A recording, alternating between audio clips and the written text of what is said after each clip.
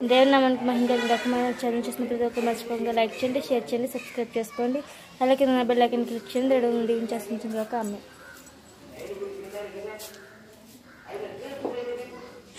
మన ప్రభువుడు రక్షకుడైన యేసుక్రీస్తు నామములో మీ అందరికీ కూడా నా యొక్క శుభాలు తెలియజేస్తున్నారు. మీరందరూ కూడా బాగున్నారు కదా? మీరు సంతోషంగా ఉండాలని, దీవెనకరంగా ఉండాలని, ఆశీర్వాదకరంగా ఉండాలని నా ఆశ, నా కోరిక, నా ప్రార్థన. ప్రతిరోజు మీ కొరకు, మీ కుటుంబాల కొరకు, మీ బిడ్డల కొరకు, అలాగే ప్రతి చేస్తున్న మీ పని పట్ల కొరకు దేవుని యొక్క దైవచనుడిగా ప్రార్థన చేస్తూ ఉన్నాను. అలాగే నా కొరకు, నా పరిచర్య కొరకు, నా బిడ్డల కొరకు, నేను చేస్తున్న సువార్త కొరకు మీరందరూ కూడా వ్యక్తిగతమైన ప్రార్థనలో జ్ఞాపకం చేసుకుంటూ ఉన్నారని నేను తలంచిస్తూ ఉన్నాను, సంతోషిస్తూ ఉన్నాను. ఏది ఏమైనప్పటికీ కూడా సమయాన్ని వ్యర్థపరచకుండా నేను దేవుని యొక్క వాక్యాన్ని మీతో నేను పంచుకోవడానికి, ముచ్చటించడానికి నేను సిద్ధపడి ఉన్నాను. మీరు కూడా మీ గ్రంథాలు తెలిసినట్లయితే కొద్ది నిమిషాలు దేవుని యొక్క వాక్యాన్ని మీతో నేను పంచుకోవడానికి ఇష్టపడుతూ ఉన్నాను. కనుక మనము కూడా ప్రభు సన్నిధిలో దేవుని యందు భయభక్తులు కలిగి జీవించడానికి దేవుని యొక్క వాక్యము ద్వారాగా మనము చూద్దాం. ప్రియమైన దేవునికి వెళ్ళారా? చూడండి, ఇక్కడ కీర్తనకారుడు అనగా ద్వితీయ స్కందము ప్రారంభమది ప్రధాన గాయకుని కోరహు కుమారుడు రచించిన దైవ జ్ఞానములో నుండి కీర్తన 43వ అధ్యాయము మొదటి నుండి 5 విషయాలు మనము ఈ రోజుని దేవుని యొక్క వాగ్దానాన్ని మనము ధ్యానించుకోబోతున్నాం. అలాగే యూట్యూబ్ లో వింటున్న బిడ్డలను, ఫేస్బుక్ లో వింటున్న బిడ్డలకును, ఇన్స్టాగ్రామ్ లో వింటున్న బిడ్డలకును, వాట్సాప్ లో వింటున్న బిడ్డలందరికీ కూడా నా ప్రత్యేకమైన వందనాలు మీకు తెలియజేస్తూ ఉన్నాను. ఇది నా కొరకు కాదు, ఇది మీ కొరకు, మీ కుటుంబాల కొరకు, మీ బిడ్డల కొరకు. మనం ఎలా జీవించాలి, ఎలా నడుచుకోవాలి, ఎలా మనము ప్రవర్తించాలి, ఎలా మనము దేవుని సన్నిధిలో భయభక్తులు కలిగి ఎలా జీవించాలి, ఎలా నడుచుకోవాలో ఈ రోజుని ఈ యొక్క వాక్యం ద్వారా ప్రభు మనందరితో మాట్లాడుతూ ఉన్నాడు. ఈ కీర్తన గ్రంథంలో నుండి ఈ కోరహు కుమారులు ఈ యొక్క 43వ అధ్యాయములో నుండి వారి మనతో మాట్లాడుతూ ఉన్నాడు. ప్రభువు వారి చేత మాట్లాడించి ఉన్నాడు. వారు అంటూ ఉన్నారు, చూడండి, దేవా నాకు న్యాయము తీర్చుము, భక్తి లేని జనముతో నా పక్షమున వ్యాజ్యమాడుము, కపటము కలిగి దౌర్జన్యము చేయు వారి చేతిలో నుండి నీవు నన్ను విడిపించదువు అని వారు తెలియపరుస్తూ ఉన్నారు. అయితే ఇక్కడ ఆ మాటగా మనం చూస్తున్నట్లయితే న్యాయము తీర్చమని అడగటము కీర్తనలో పలు చోట్ల కనబడలే.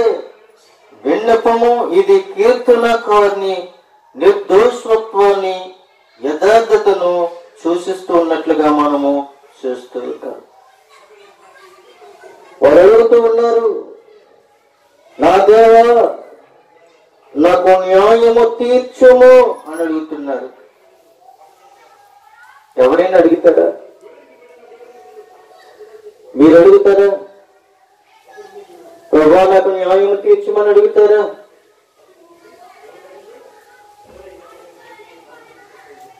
ఒక విషయం మనం జ్ఞాపకం చేసుకుందాం. ఒక ఉదాహరణగా మనం జ్ఞాపకం చేసుకుందాం. నీవు గాని నేను గాని ఏదైనా సందర్భంలో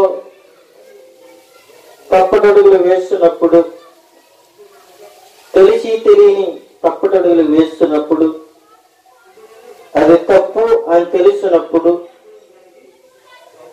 అటు ఇటు ఇరు వర్గాలు మనల్ని నిలబెట్టినప్పుడు, వారి మధ్యన మనల్ని నిలబెట్టి నుంచోబెట్టినప్పుడు,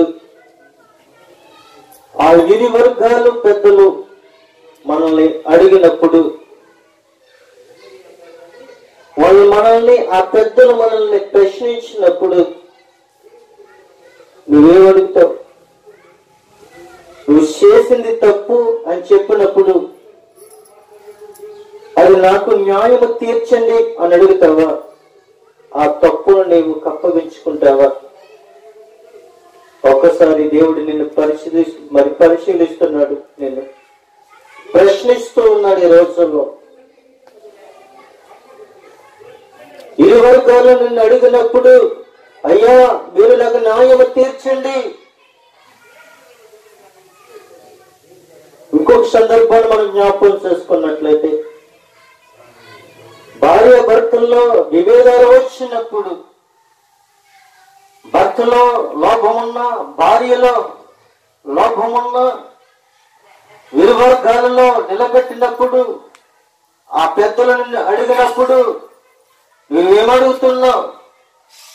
అయ్యా నా కుటుంబానికి నాకు న్యాయం తీర్చండి, నా బిడ్డలకి న్యాయం తీర్చండి. నేను కోరుకునేది ఒకటే, నాకు, నా బిడ్డలకి, నా కుటుంబానికి న్యాయం చేయండి అయ్యా.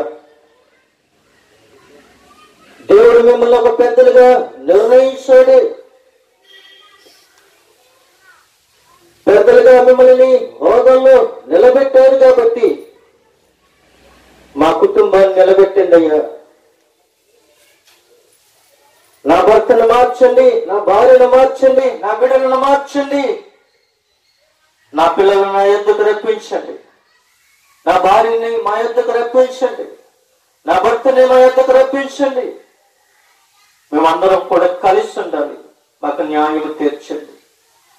ఒకప్పుడు నేను తప్పు చేస్తానేమో, ఒకప్పుడు నేను తప్పడలో వేస్తానేమో, ఒకప్పుడు నేను దూషించాలేమో. అయితే న్యాయ పెద్దలారా మాకు న్యాయం చేయండి, మాకు న్యాయం సమకూర్చండి అని మనము పెద్దలను అడుగుతూ ఉంటాం. అలాగే ఇక్కడ ఈ కోరా కుమారులు అడుగుతూ ఉన్నారు, దేవా నాకు న్యాయము తీర్చము. అయితే భక్తి లేని జనముతో నా పక్షమున వ్యాజ్యమాడము అని అడుగుతున్నారు. నేను భక్తి లేని వాడిని, భక్తి లేని జనముతో ఉన్నప్పుడు నా పక్షమున వ్యాజ్యమాడమయ్యా.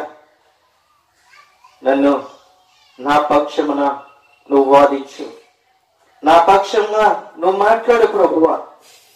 నాకెందరో విరోధస్తులు ఉండొచ్చేమో, లోకం విరోధస్తులు ఉండొచ్చేమో, గ్రామ విరోధస్తులు ఉండొచ్చేమో, స్నేహితుల్లో విరోధస్తులు ఉండొచ్చేమో, కుటుంబంలో విరోధస్తులు ఉండొచ్చేమో. కానీ నా పక్షమున వ్యాజ్యమాడు, నా పక్షమున న్యాయము తీర్చి ప్రభువా, నా పక్షమున తీర్పు తీర్చి ప్రభువా, దాన్ని క్షమించు. ఒకప్పుడు లోకములో ఉన్నాను, ఇప్పుడైతే నీ జీవం కిందకు వచ్చాను ప్రభువా, నాకు న్యాయము సమకూర్చు, నాకు న్యాయము సమకూర్చేవాడు నీవే, నా పక్షాన్ని వ్యాజ్యమాడేవాడు నీవే. కపటము కలిగి దౌర్జన్యమును చేయు వారి చేతుల నుండి నీవు నన్ను విడిపించదవు. నా పక్షాన్ని ఎవరైనా దౌర్జన్యంగా మాట్లాడొచ్చు, నా పక్షాన దౌర్జన్యంగా నన్ను దూషించొచ్చేమో, వేషధారణతో, శోధనతో, ఇరుకుల్లోనూ ఇబ్బందుల్లోనూ నన్ను గురి చేస్తూ ఉండొచ్చేమో. కానీ నీవు నన్ను ఏం చేస్తావో తెలుసా? నీ చేతిలో నుండి నీవు నన్ను విడిపించదవు. దౌర్జన్యము చేయు వారి చేతుల నుండి నీవు నన్ను విడిపించదవు. నీ చేతులు నన్ను చెక్కుకొని ఉన్నావు, కానీ దౌర్భాగ్యమైన స్థితిలో నేనున్నాను. పనికి మాలి యొక్క చేతిలో నేనున్నాను. వాళ్ళ చేతుల నుండి నన్ను విడిపించి ప్రభువా, నన్ను విడిపించమని మనం ప్రార్థన చేసేవారిలాగా ఉండాలి అని ప్రభు చదివిస్తూ ఉన్నాడు. అయితే ఇక్కడ భక్తి లేని జనము, కపటము కలిగి దౌర్జన్యము చెయ్యవాడు, నిబంధన పట్ల విధేయతను చూపని ఇశ్రాయేలులారా, లేదా యెహోవా నిబంధన భాగము కాని అన్యజనులారా అనే నిర్ణయమును కష్టము అని మనకి తెలియపరుస్తూ ఉంది. అయితే ప్రియమైన దేవుని బిడ్డలారా, ఇశ్రాయేలు ప్రజలందరూ కూడా బానిసత్వమును విడిపింపబడ్డారు. కానీ వారు దౌర్భాగ్యమైన స్థితిలో ఉన్నారు. సాధనలో ఉన్నారు, ఇరుకులో ఉన్నారు, ఇబ్బందుల్లో ఉన్నారు. పరోరాజు అనేకమైన హింసలు పెట్టినప్పటికీ కూడా ఆ ప్రజలు మూలుగుతూ ఉన్నారు. ఆ మూలుగు దేవుడు విన్నాడు. ప్రియమైన దేవునికి బిడ్డలారా, రెండవ విషయంగా మనం చూసినట్లయితే 2వ వచనంలో ఆయన మాట్లాడుతున్నాడు, నీవు నాకు దుర్గమైన దేవుడువు, నన్ను త్రోసివేసితివి. ప్రియమైన దేవునికి బిడ్డలారా, నీవు నాకు దుర్గమైన దేవుడు, నన్ను త్రోసివేసి నేను శత్రు బాధ చేత దుఃఖ కాంతుడనే సంచరించనేలా అని అడుగుతూ ఉన్నాడు. మరి ఒక విషయాన్ని మనం జ్ఞాపకం చేసుకున్నట్లయితే, నీ వెలుగు నీ సత్యమును బయలుదే మరి దేరచేయము అని అడుగుతూ ఉన్నారు. అవి నాకు త్రోవ చూపును, అవి నీ పరిశుద్ధ పర్వతమునకు, నీ నివాస స్థలమునకు నన్ను తోడుకొని వచ్చును అని అడుగుతూ ఉన్నారు. ప్రియమైన దేవునికి బిడ్డలారా, వెలుగు సత్యమును ఈ రెండు కూడా ఏమై ఉన్నవి అంటే యెహోవాకు చెందిన ప్రజల కోసము అని మనకి తేటతెల్లగా తెలియపరుస్తూ ఉన్నాడు. ఆయన ధర్మశాస్త్రాన్ని లేదా ఆయన చిత్రాన్ని సూచించేటప్పుడు కలిసి ఉండొచ్చు. కానీ కీర్తనకారుడంటూ ఉన్నాడు, యెహోవా సన్నిధిని మళ్ళీ ప్రవేశించినేలా తనను ననుసరించమని మనవి చేస్తూ ఉన్నాడు. 3 విషయాలు ఇక్కడ మనకి తెలియపరుస్తున్నాడు. 3 వర్ణములు దీనిని తెలియజేస్తూ ఉన్నాడు. ఇక్కడ ఈ పరిశుద్ధత, రెండవది పర్వతమునకు, నివాస స్థలమునకును, దేవుని బలిపీఠనము నద్దకు అని ఇక్కడ మనకి తెలియపరుస్తూ ఉన్నాడు. అయితే ప్రియమైన దేవునికి బిడ్డలారా, అప్పుడు నేను దేవుని బలిపీఠమునద్దకు నాకు ఆనంద సంతోషము కలుగు చేయము, దేవుని యొద్దకు చేరుదును. దేవా, నా దేవా, చిత్తార వాయించు నీకు కృతజ్ఞతాస్తుతులు చెల్లించేదను అని వారు అడుగుతూ ఉన్నారు. వారంటూ ఉన్నారు, నా దేవా చిత్తార వాయించు నీకు కృతజ్ఞతాస్తుతులు చెల్లించదను అని వారు అడుగుతూ ఉన్నారు.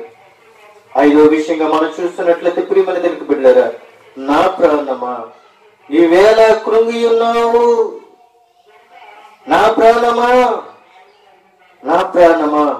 నీవేళ కృంగి ఉన్నావు, నాలో నువ్వేళ తొందరపడుచున్నావు. దేవుని యందు నిరీక్షించుము, ఆయన నా రక్షణకర్త, నా దేవుడు, ఇకను నేను ఆయనను స్తుతించెదను అని ఈ కోరహు కుమారులు ఇక్కడ ఈ కీర్తన గ్రంథములో 43వ అధ్యాయములో ఆయన మనతో మాట్లాడుతూ ఉన్నారు. ప్రియమైన దేవునికి బిడ్డలారా, మనము అడగాలి, ప్రభువా మాకు న్యాయము తీర్చమని ప్రభువైన దేవుడిని మనము అడగాలి. సర్వశక్తి గల దేవుడిని మనం అడగాలి. సర్వాధికారి అయిన దేవుడిని మనం అడగాలి. జీవము కలిగిన దేవుడిని మనం అడగాలి. సృష్టించిన సృష్టికర్తను మనం అడగాలి. నోరుండి మాట్లాడలేక, చెవులుండి వినలేక, కళ్ళుండి చూడలేక, కాళ్ళుండి పరిగెట్టలేక, ఎక్కడేసిన గొంగులు అక్కడే ఉన్నట్లుగా మనము ఉండిపోకుండా దేవుడు మనతో మాట్లాడుతూ ఉన్నాడు. ఈ రోజుని ఈ యొక్క దేవుని యొక్క వాగ్దానాన్ని వెత్తు పట్టుకొని ప్రార్థన చేసేవారులా మనం ఉండాలి. ప్రియమైన దేవుని బిడ్డలారా, కొద్ది నిమిషాలు మీతో నేను ప్రార్థనలో పంచుకోవాలని మిమ్మల్ని నేను వేడుకుంటున్నాను. తర్వాత దేవుని యొక్క వాక్యాన్ని మనము ప్రకటించుకోబోతూ ఉన్నాం. చిన్న ప్రార్థన. సకలాసులకు కారణభూతుడైన పరలోకపు తండ్రి, నీ ఘనమైన నామములకు లెక్కలైన స్తుతులు స్తోత్రాలు చెల్లిస్తూ ఉన్నాం. ఈ యొక్క ఉదయకాల సమయంలో ప్రభా, ఈ యొక్క దేవుని యొక్క వాగ్దానము ద్వారాగా మాతో మాట్లాడి ఉన్నారు. ప్రభువా, మాకు న్యాయము తీర్చుము అని కోరాహు కుమారులు అడిగినట్లుగా, అవును ప్రభువా, మాకు న్యాయము తీర్చండి. న్యాయాధిపతివై ఉన్నావు, మాకు న్యాయము తీర్చండి. ప్రభువా, మా పక్షాన్ని మీరు మాకు విజ్ఞాపన చేయండి. ప్రభువా, మేము నీకు విజ్ఞాపన చేస్తూ ఉండగా మా పక్షాన్ని మీరు మాట్లాడండి. ప్రభా, అంధకార శక్తుల నుండి, చీకటి శక్తుల నుండి, ప్రభా, దురాత్మ శక్తుల నుండి, ప్రతి కీడు నుండి ప్రభా, నీ సన్నిధిలో అడుగుపెట్టిన ప్రతి ఒక్క బిడలను దీవించి ఆశీర్వదించి సహాయం చేయండి. వెనుగల చెవులను గ్రహించే మనస్సును, అర్థం చేసుకున్న హృదయాన్ని బిడ్డలకి అనుగ్రహించి సహాయం చేయమని మీరు మహిమ పొందుకుంటారని నేను నమ్ముస్తూ ఉన్నాను. ప్రభా, నా ప్రార్థన మీరు అంగీకరించారని నేను నమ్ముస్తూ ఉన్నాను. నా ప్రార్థనకు ప్రతిఫలం ఇస్తూ ఉన్నారని నేను నమ్ముస్తూ ఉన్నాను. ఇదిగో నా తండ్రి, ఈ లైవ్ లో వింటున్న బిడ్డలకును, యూట్యూబ్ లో వింటున్న బిడ్డలకును, ప్రభా, ఫేస్బుక్ లో వింటున్న బిడ్డలకును, అలాగే ఇన్స్టాగ్రామ్ లో వింటున్న బిడ్డలకును, ప్రతి ఒక్కరికి దీవెనకరంగా ఆశీర్వాదకరంగా ఉండునట్లుగా మీరు సహాయం చేయండి. ప్రభా, దుర్దినాలలో ఉన్నాం, కడవరి దినాలలో ఉన్నాం. మమ్మల్ని అందరినీ కూడా నీ సజీవమైన రెక్కల చాటున మమ్మల్ని తీసుకొని మాకు నీ రెక్కల చాటున మమ్మల్ని భద్రపరిచి జీవమైన ప్రభా నీ యొక్క మాట ద్వారా మేము అందరినీ కూడా బ్రతికింపజేసి సజీవులుగా ఉంచి నీ రాజ్య వార్తను ప్రకటించే కృప మాకందరికి అనుగ్రహించి సహాయం చేయమని అడుగుతున్నాం. నా తండ్రి, నీ వాక్యము విత్తుకుపోతూ నా తండ్రి విత్తుతూ ఉండగా ఈ వాక్యము 30 దంతులు 60 దంతులు 100 దంతులు ఫలించడానికి తగిన సహాయం చేసి మా అందరితో మీరు మాట్లాడి సహాయం చేయమని యేసు అడుగుతున్నాం పరమ తండ్రి. ఆమేన్. ప్రియమైన దేవుని బిడ్డలారా, ఇక్కడ కొద్ది నిమిషాలు దేవుని యొక్క వాక్యాన్ని మనము నేర్చుకోబోతూ ఉన్నాం. 2 రకాల మనుషులను గూర్చి పౌలు వివరిస్తూ ఉన్నాడు. చూడండి, 2 రకాలమైన మనుషులను పౌలు వర్ణిస్తూ ఉన్నాడు. చూడండి, రోమాపత్రిక 8వ అధ్యాయం 5వ వచనము నుండి మనము ధ్యానించుకుంటే అక్కడ కొద్ది మాటలు మనకి కనబడుతూ ఉన్నాయి. ప్రియమైన దేవుని బిడ్డలారా, మీరు కూడా మీ గ్రంథాలని తెరవండి. మీరు కూడా ఉన్నదో లేదో తెలుసుకోండి.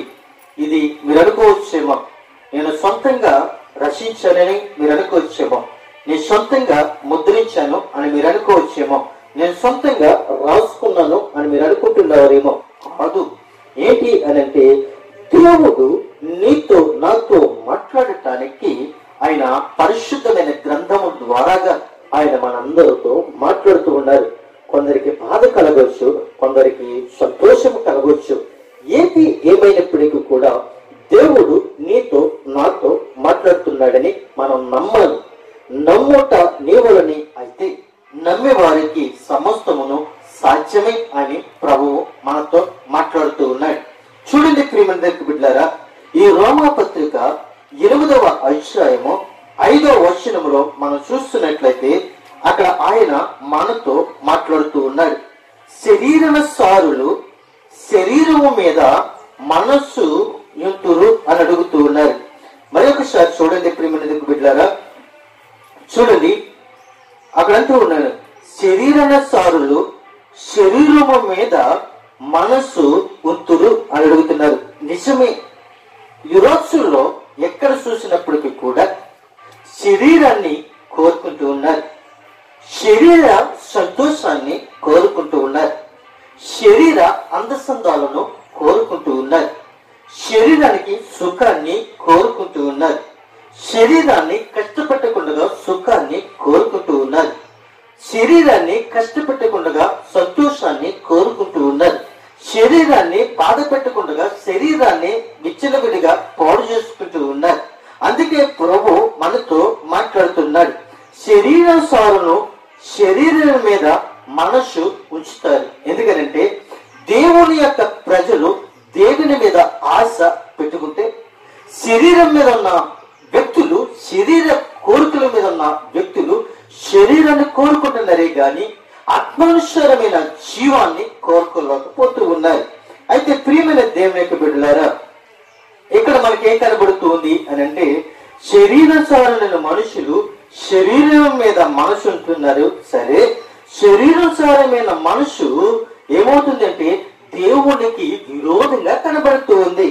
ఎప్పుడైతే నీ శరీరాన్ని నీ కోరుకుంటావో, నీ అందాన్ని కోరుకుంటావో, నీ సౌందర్యాన్ని కోరుకుంటావో, నీ మనసును నీ కోరుకుంటావో, అప్పుడు నువ్వేమవుతున్నావు అనంటే దేవునికి విరోధంగా ఉంటున్నావు, దేవునికి విరోధంగా బ్రతుకుతున్నావు, దేవునికి విరోధంగా జీవిస్తూ ఉన్నావు. ఎందుకంటే శరీరం మీద నీ మనసు ఉంది, శరీరం మీద నీ ఆలోచన ఉంది, నీ శరీరం మీద నీ యొక్క ప్రవర్తన నీ శరీరం మీద ఉంది.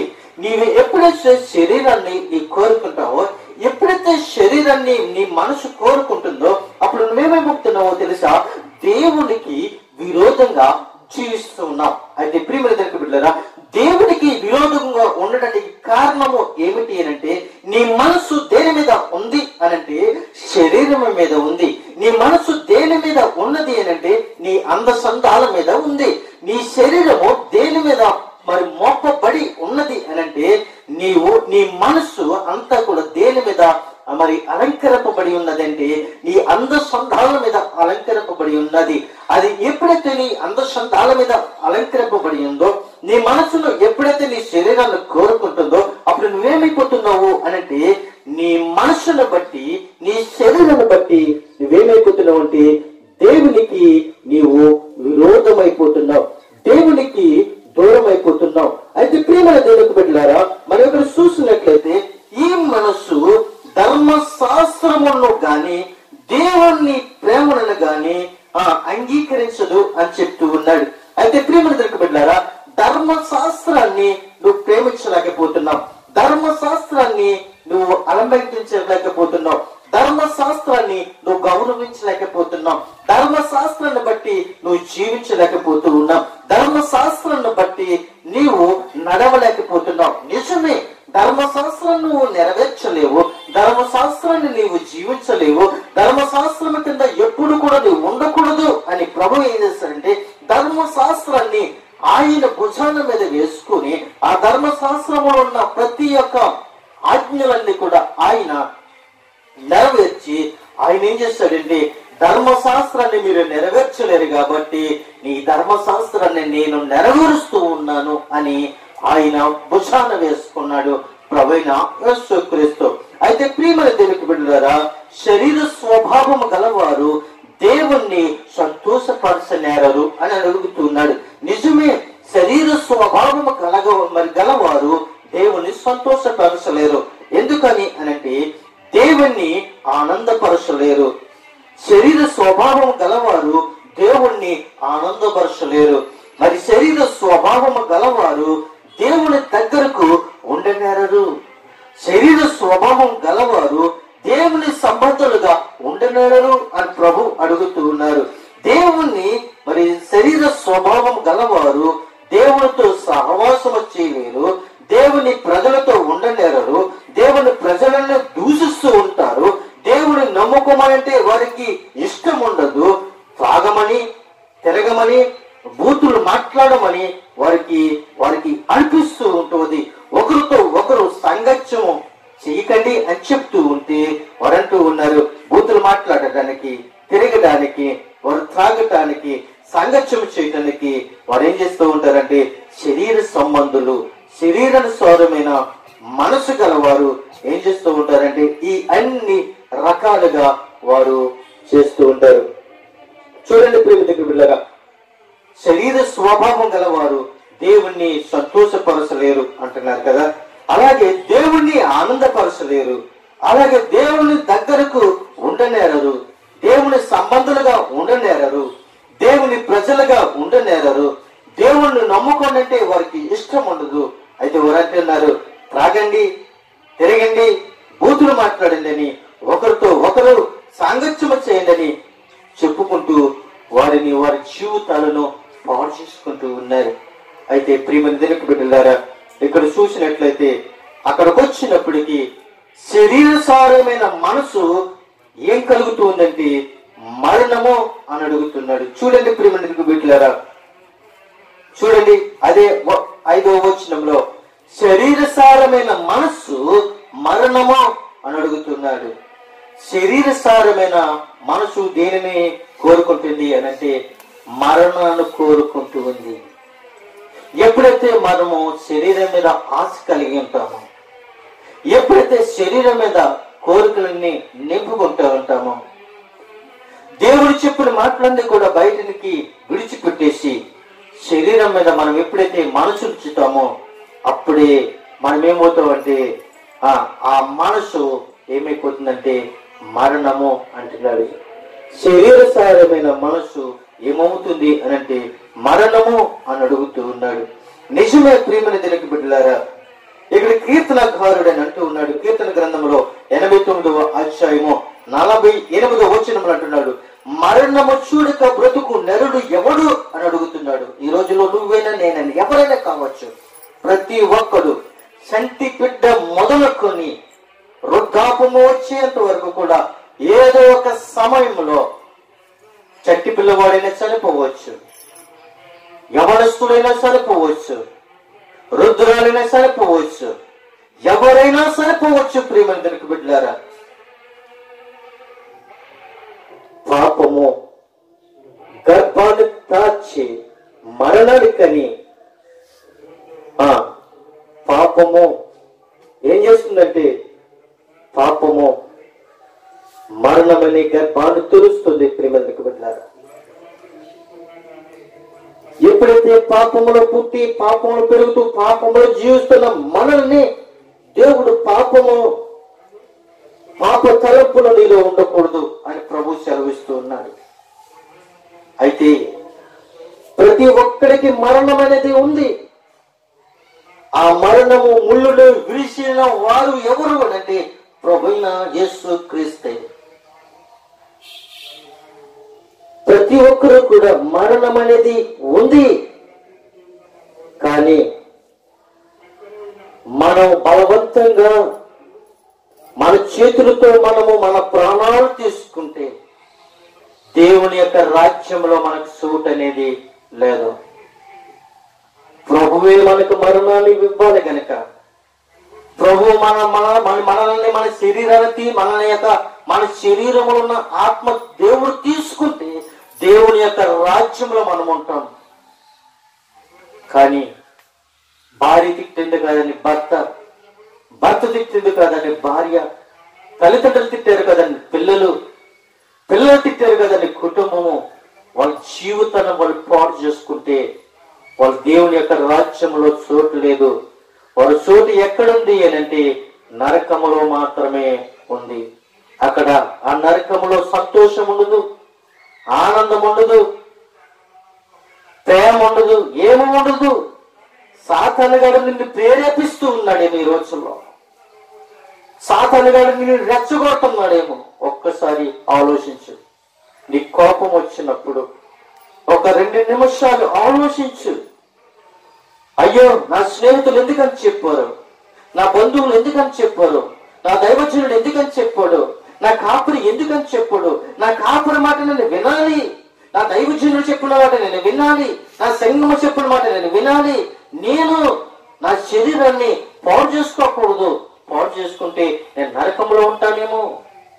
ప్రియమైన దేవుని బిడ్డలారా, అందుకే ఇక్కడ అంటున్నాడు, మరణము చూడక బ్రతుకు నరుడు ఎవడు అని చెబుతూ పాతాళం యొక్క వశము కాకుండా తన్ను తాను తప్పించుకొనగవాడు వాడు ఎవడు అని అడుగుతున్నాడు. పాతాళను తప్పించేది నా ప్రభువైన యేసు క్రీస్తు. పాతాళం యొక్క వశము నుండి తప్పించేవాడు నా ప్రభువైన యేసు క్రీస్తు. మరణము నుండి తప్పించేవాడు నా ప్రభువైన యేసు క్రీస్తు. నీ మరణములను ఆయన భుజాలను వేసుకుని ఆయన మరణించాడు. నీ దోషాన్ని ఆయన మీద వేసుకున్నాడు. నీ శిక్షని ఆయన మీద వేసుకున్నాడు. నీ ఆలోచనలు ఆయన మీద వేసుకున్నాడు.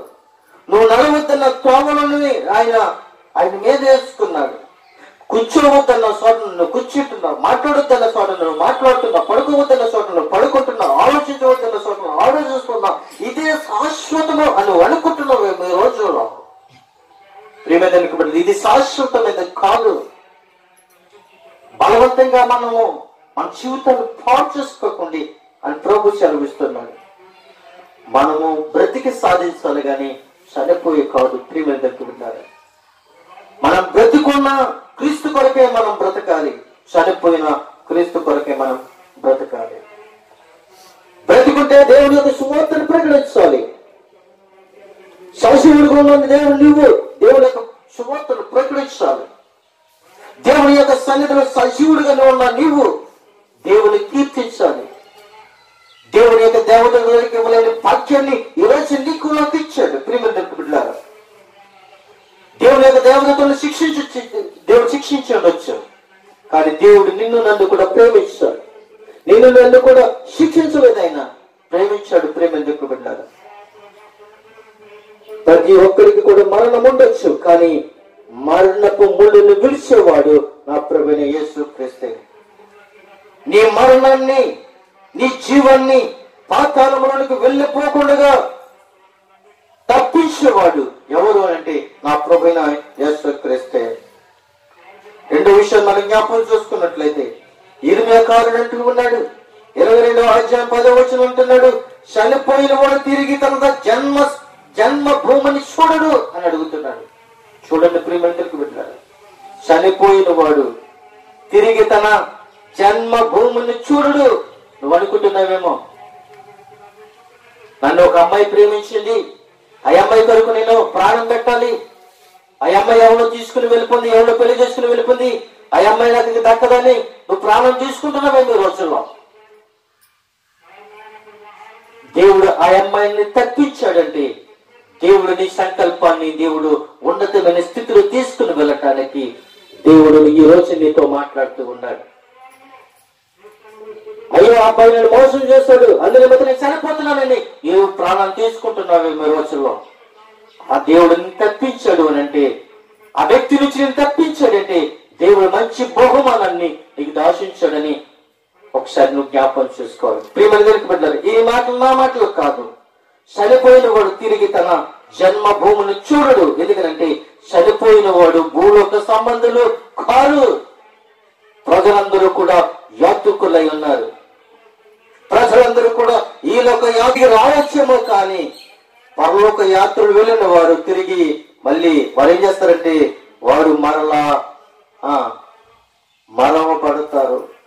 ఈ రోజుల్లో మనం చూస్తున్నాం, ఒక బ్యాగ్ మనం తయారు చేసుకొని ఆ బ్యాగ్ నిండా బట్టలు పెట్టుకొని, డబ్బు సంచి చేతిలో పెట్టుకొని, బంగారం ఆభరణాలన్నీ కూడా మేలో వేసుకొని ఊపించుకుంటూ నేను ఊరు వెళ్ళిపోతున్నాను, మా అమ్మగారింటికి వెళ్ళిపోతున్నాను, మా అత్తగారింటికి వెళ్ళిపోతున్నాను, మా తాతగారింటికి వెళ్ళిపోతున్నాను అని ఊపించుకుంటూ వెళ్తావు.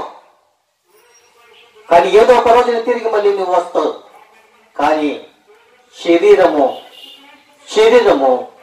శరీరములోన ఉన్న ఆత్మ ఈ శరీరాన్ని విడిచిపెట్టి బయటికి వెళ్ళిపోయింది ఏంటంటే తిరిగి మళ్ళీ ఆ శరీరంలోనికి రాదు. అప్పుడు ఎన్ని పౌడర్లు కొట్టుకున్నా వేస్తే, ఎన్ని చెట్లు కొట్టుకున్నా వేస్టే, ఎన్ని సబ్బులు రాసుకున్నా వేస్టే, ఎన్ని ఆభరణాలు ధరించుకున్నా వేస్టే. కానీ శాశ్వతమైనది ఏదో తెలుసా? దేవుని యొక్క వాక్యమే. ఏంటి? నువ్వు బ్రతికున్న నీవు, సజీవుడుగా ఉన్న నీవు దేవుని యొక్క వాక్యాన్ని అంగీకరించి నీవు ప్రభుకి లోబడి ప్రభు యొక్క రాజ్యానికి ఎదురు చూస్తూ, ప్రభువా నేను ఈ రాజ్యానికి రావాలి అని అంటే నేను ఎలా నడుచుకోవాలి, నేను ఏ విధంగా నడుచుకోవాలి, నేను ఎలా మాట్లాడాలి, ఎలా జీవించాలి, నా పేర్లు నీ జీవ గ్రంథములో ఉన్నవో లేవో నాకు తెలియదు ప్రభువా, ఒక్కసారి నాకు ఈ యొక్క కృప ద్వారా నాకు చూపించు ప్రభువా, నేను సరిదిద్దుకుంటాను ప్రభువా అని ఎవరైతే క్రీస్తుని వెంబడించి ప్రభు సన్నిధిలో ప్రభుని వెంబడిస్తారో వారే సజీవులు, వారికి మరణం అనేది లేదు. ప్రియమైన దేవుని బిడ్డలారా, ఇంకొక విషయం మనం చూసినట్లయితే యోహాను సువార్తలో 3వ అధ్యాయము 6వ వచనంలో మనం చూసినట్లయితే శరీరం మూలము జన్మించినది శరీరమే. చూడండి మరి ఒకసారి, శరీర మూలమును జన్మించినది శరీరమే, ఆత్మ మూలముగా జన్మించినది ఆత్మ అని అడుగుతూ ఉన్నాడు. ఎప్పుడైతే నువ్వు శరీరాన్ని కోరుకుంటావో శరీరమైన పంట నువ్వు కోస్తావు. అది ఆత్మ అనే పంట నువ్వు ఎప్పుడైతే విత్తుతావో ఆత్మ అనే పంట నువ్వు కోస్తావు అని ప్రభు సెలవిస్తూ ఉన్నాడు. ఇక్కడ మనము ఏం చూస్తాము అంటే ప్రియమైన బిడ్డలారా, మరణము అన్న విషయాన్ని మనం చూస్తాం. కానీ ఇంకొక విషయం మనం చూసినట్లయితే ఆత్మ మనల్ని జీవింపజేస్తుంది. చూడండి 6వ వచనంలో మనం చూసినట్లయితే రోమపత్రిక 8వ అధ్యాయము 6వ వచనంలో చూసినట్లయితే ఆత్మానుసారమైన మనస్సు జీవమును సమాధానమునై ఉన్నది అని ప్రభు సెలవిస్తూ ఉన్నాడు. ఆత్మానుసారమైన మనుష్యుడు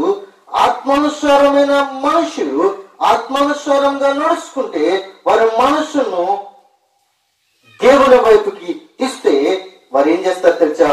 జీవమును సమాధానమును కోరుకుంటూ ఉంటారు.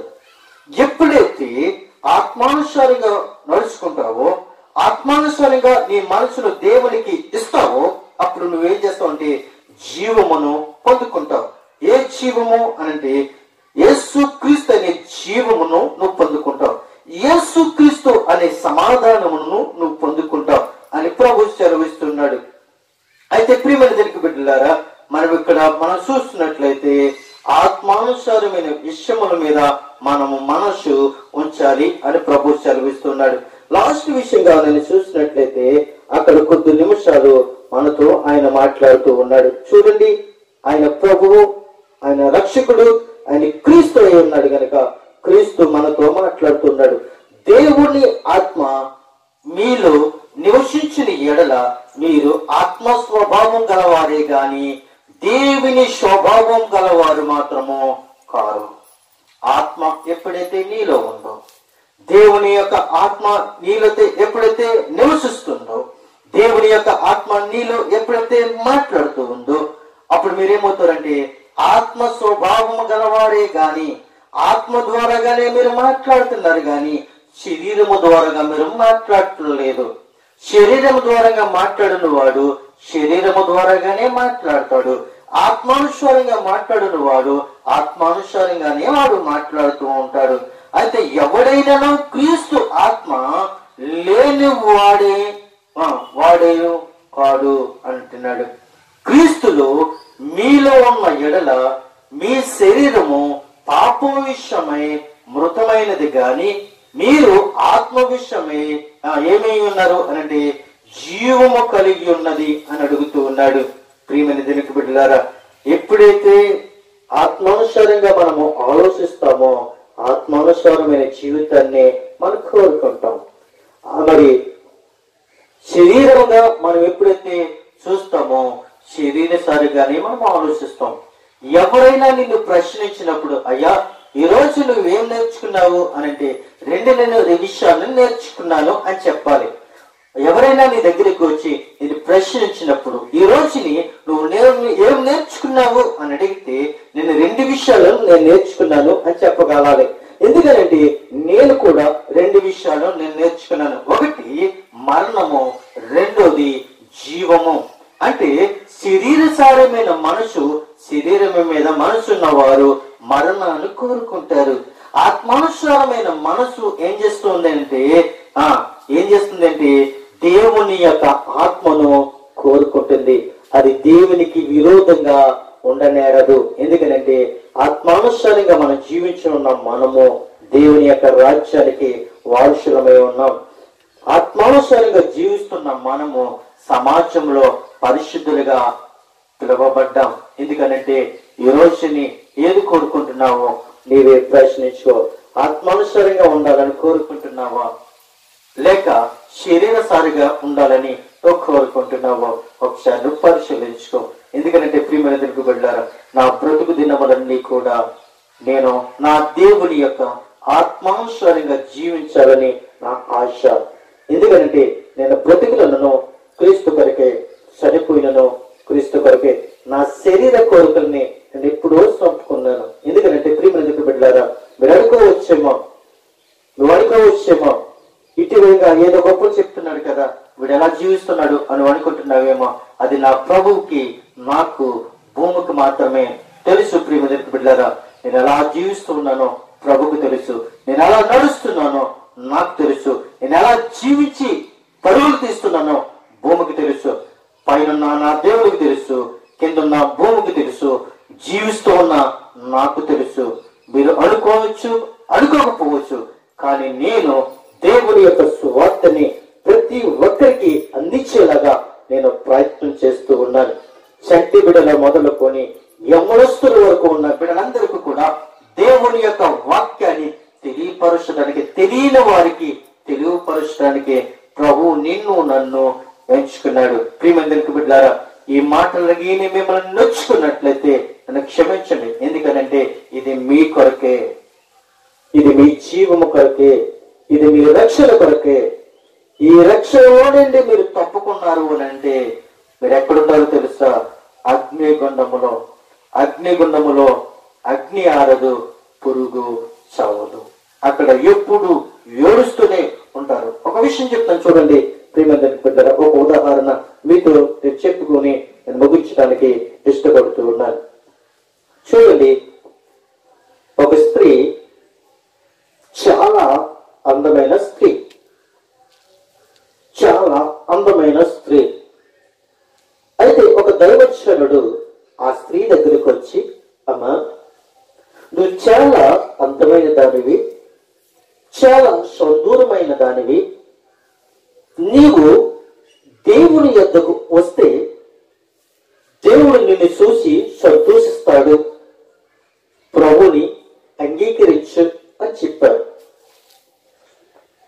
ఆ స్త్రీ అంది, అయ్యా, ఈ అందమే నా యొక్క పెట్టుబడి, ఈ అందమే నా సౌందర్యము, ఈ అందము లేకపోతే నేను బ్రతకలేను అని ఆ దైవజనుడితో మాట్లాడింది. ఆ దైవజనుడు దేవుడితో మాట్లాడుతున్నాడు, అయ్యా, నువ్వు ఆ స్త్రీ దగ్గరికి వెళ్ళి చెప్పమన్నావు, నేను చెప్పాను. ఆమె అంటుంది, నా అందమే నా పెట్టుబడి అని చెప్పింది. నువ్వు 2-3 సార్లు చెప్పమన్నావు, నేను చెప్పాను. ప్రభువా, నా మాట ఆమె అంగీకరించటం లేదు అని చెప్పినప్పుడు ప్రభు అన్నాడు, ఆమెని విడిచిపెట్టాయి. నువ్వు వెళ్ళిపోతూ ఒక మాట అను. ఏదో ఒక రోజుని దేవుడు నీతో మాట్లాడతాడు.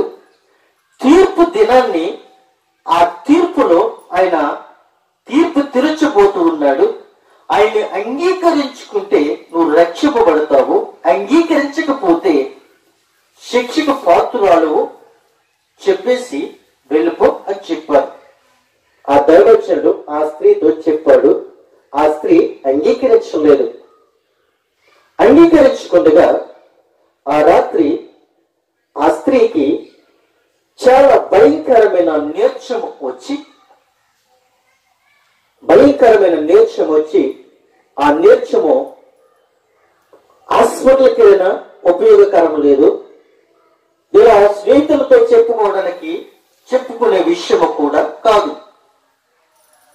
హాస్పిటల్కి వెళ్తే డాక్టర్ గారితో చెప్పాలి, చికిత్సేటు. స్నేహితులతో చెప్పాలి, చికిత్సేటు.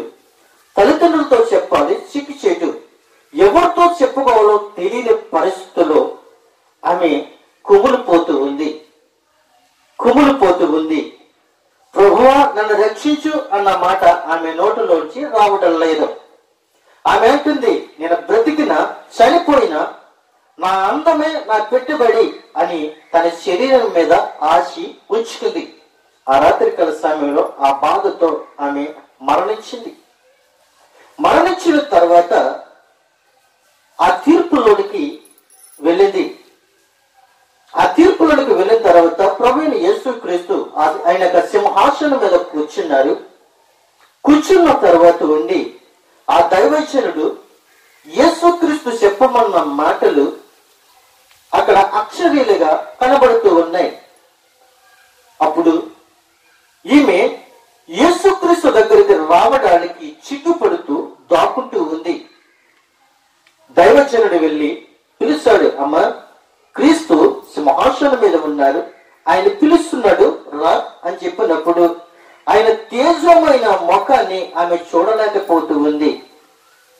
అప్పుడు ప్రభు అంటూ ఉన్నారు, ప్రభువు ఆమెని పిలిచారు, అమ్మ నువ్వెవరవో నాకు తెలియదు, నా దైవజనుడు చెప్పినప్పుడు నువ్వు వినలేదు, అందు నిమిత్తము నువ్వెవరవో నాకు తెలియదు, అదుగో అక్కడ అగ్నిగుండము కాల్చబడుతూ ఉంది, అదే నీ స్థలము అని చెప్పి దేవుని యొక్క దేవదూతల చేత ఈ యొక్క చనిపోయిన ఈ యొక్క ఆత్మను అగ్నిగుండంలో తీసుకుని వెళ్ళి అక్కడ గెంటేస్తారు. గెంటేసిన తర్వాత ఆ అగ్నిగుండంలోకి వెళ్ళి ఆ అగ్నిగుండంలో తిరుగుతూ ఉంది. ఆ అగ్నిగుండంలో తిరుగుతూ తిరుగుతూ తిరుగుతూ ఆమెకు దాహం వేసి అడుగుతూ ఉంది, అయ్యా నాకు దాహం వేస్తుంది, అయ్యా నాకు దాహం వేస్తుంది, గుక్కుడు మంచినీళ్ళు నా కంఠంలో పోయింది అని అడుగుతుంది. అప్పుడు దైవజనుడు అంటున్నాడు, అమ్మా నీకు ముందుగానే ప్రభు సెలవిచ్చారు, నువ్వు అన్నావు కదా నా అందమే పెట్టుబడి అన్నావు కదా, ఆ అందము చేత నువ్వు ఆ అగ్నిగుండంలో నీ అందం చూపించి అక్కడ మరి దాహాన్ని తీసుకోవచ్చు కదా అని అడిగినప్పుడు ఆమె సమాధానం లేదు. ప్రియమైన బిడ్డలారా, ఈ రోజు నీకు అందం పెట్టుబడి అయితే ఈ రోజుని ఆ పెట్టుబడి ద్వారా నువ్వు జీవించొచ్చేమో గాని నరకంలో మాత్రము కాస్త మంచి నీళ్ళు కూడా నీకు దొరకవు. ఎందుకో తెలుసా, పేదవాడు కనబడుతున్నాడు, అక్కడ ధనవంతుడు కనబడుతున్నాడు. ధనవంతుడు తిన్న రొట్టె ముక్కలు పేదవాడు తిన్నాడు, ఆకలి తీర్చుకున్నాడు. కానీ పేదవాడు దేవుని యొక్క రాజ్యంలో ఉన్నాడు, ధనవంతుడు నరకంలో ఉన్నాడు. అబ్రహామా నీ చిలుకుని వేడితో ఒక చుక్క నా కంఠంలో పోయి నేను నా దాహం తీర్చుకుంటాను అని అడుగుతూ ఉన్నాడు. ప్రియమైన దేవుని బిడ్డలారా, ఈరోజు నువ్వేం కోరుకుంటున్నావు? జీవాన్ని కోరుకుంటే క్రీస్తుతో సహవాసం చేస్తావు. ఎక్కడైతే నీ ఇంట్లో సుందరమైన గృహాలు వచ్చేమో, నీ గృహానికి టైల్స్ పెట్టించుకొచ్చేమో, నీ గృహానికి ఏసీలు పెట్టించుకొచ్చేమో, నీ గృహానికి కరెంటు పెట్టించుకొచ్చేమో, కానీ అక్కడ ఇల్లు కట్టుకోవాల్సిన అవసరం లేదు, కరెంట్లు వేయించుకోవాల్సిన అవసరం లేదు, టైల్స్ వేయించుకోవాల్సిన అవసరం లేదు.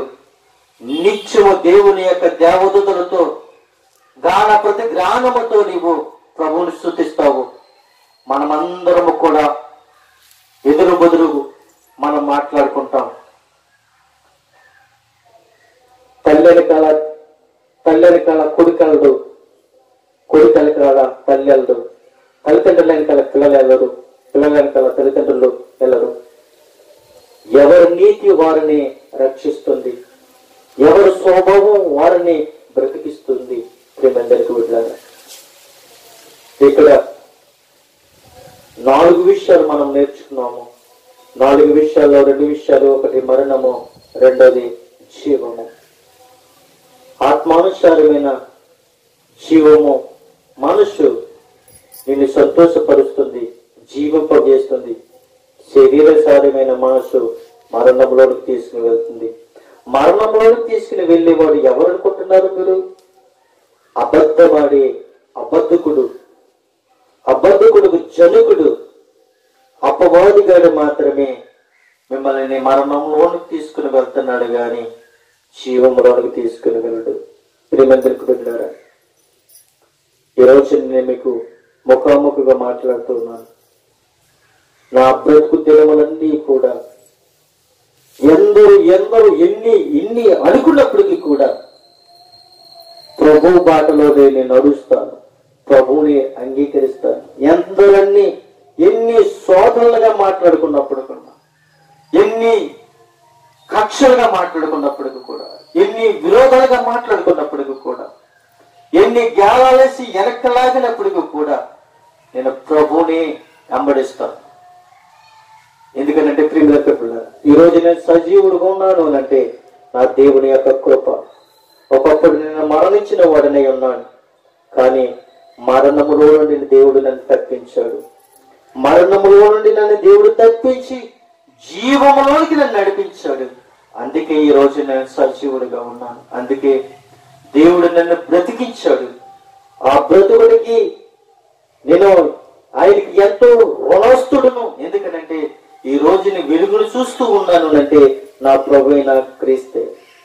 నేను ఎలాగైతే వెలుగును చూస్తూ ఉన్నాను, నేను ఎలాగైతే వెలిగింపబడుతూ ఉన్నాను, నేను ఎలాగైతే అనేక మందిని వెలిగిస్తూ ఉన్నానో మీరు కూడా వెలిగించండి, మీరు కూడా వెలిగింపబడండి. అనేక మంది రాజ్యాలకు వారసులుగా కనబడండి. మీరందరూ కూడా ప్రభుని స్తుతించండి, ప్రభు రాజ్యానికి వారసులు అవ్వండి. ఎవరైనా ఆపదలు ఉంటే వాళ్ళని ఆదుకోండి. ఎవరైనా శిక్షా విధులకి వెళ్ళిపోతుంటే శిక్షా విధులను తప్పించండి. ఎవరైనా చీకటిలో నడుస్తే అది తప్పు అని చెప్పండి. అయితే ఈ సమయాన్ని దేవుడు మనకి ఇచ్చాడు. ఈ సమయాన్ని మనము సద్వినియోగం చేసుకుందాం. సమయాన్ని వ్యర్థపరచుకుండగా ప్రభు రాజ్యానికి వారసులు కావాలని కోరుకుంటూ నా మాటలు ముగిస్తూ ఉన్నాను. కొద్ది మాటలు దేవుడు దీవించును గాక. ఆమేన్.